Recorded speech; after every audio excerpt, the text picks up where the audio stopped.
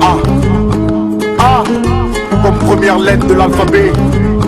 A comme Afrique, berceau de l'humanité. A comme Afrique, tombeau de ses héritiers. Comme si l'esclavage n'avait pas fait assez de ravages. Comme si la colonisation n'était pas source de toute cette tension. On croyait la solution venir de la coopération. Et puis non, c'était l'heure, c'était la néocolonisation. Alors on en avait marre de toutes ces frustrations. Donc ils nous ont embarqués dans une nouvelle attraction, la mondialisation. Comme si les peuples et les personnes avaient les mêmes droits. Mais non, c'était une fois de plus illusion. Et puis dans toute cette machination, il y a eu cette pratique dont on nous a vraiment jamais donné la vraie définition. La France-Afrique, un pays pour un continent. Comme si la France était la mère de l'Afrique. L'Afrique est le berceau de l'humanité.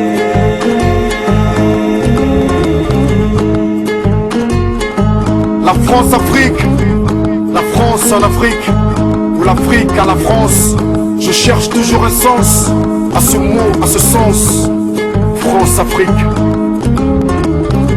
Depuis petit déjà, je me souviens que l'Afrique était la star du journal télévisé de 20h. Jusqu'à présent d'ailleurs, notamment les Éthiopiens et leurs faits incurables, les petits soldats de Sierra Leone, les guerres, les dictateurs, et j'en passe. Mais est-ce une malédiction quand on connaît l'Africain et sa superstition, ou la provocation de cette instabilité pour une meilleure exploitation? Car, comme on dit, diviser pour mieux régner. Alors, les pratiques occultes peuvent s'opérer. Le pétrole, le diamant, l'or, les ressources premières minéralières en sont les sujets. Et pour ce faire, on tue, on vole, on pille, on viole les peuples, leurs droits et leurs biens. On vit au-dessus de tous, sans réaction aucune. Réveillez-vous! On veut nous faire croire que l'Afrique est démunie, alors qu'en réalité, elle n'est que désunie. Réveillez-vous! Oui, réveillez-vous! Que l'Afrique et les Africains sachent!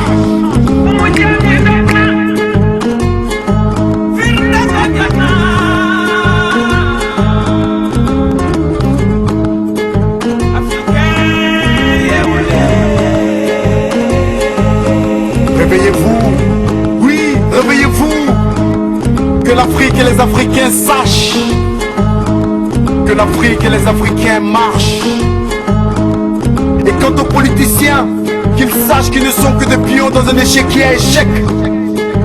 Et le pire, c'est le peuple qui paye cher, souvent de sa chair. Que doit-on penser leur maître à penser?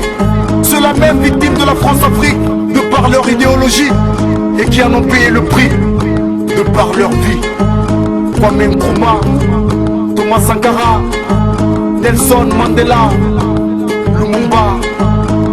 Et le pire, c'est que ces politiciens ont toujours la même fin. Soit tués, soit déchus, et l'Afrique en est déçue. Réveillez-vous, peuple africain, que les Africains sachent, s'informent, s'éduquent, et chacun saura ce qu'il a à faire. Car si on ne peut pas changer le passé, on changera le futur pour une meilleure Afrique, c'est sûr. Réveille-toi Afrique, réveille-toi.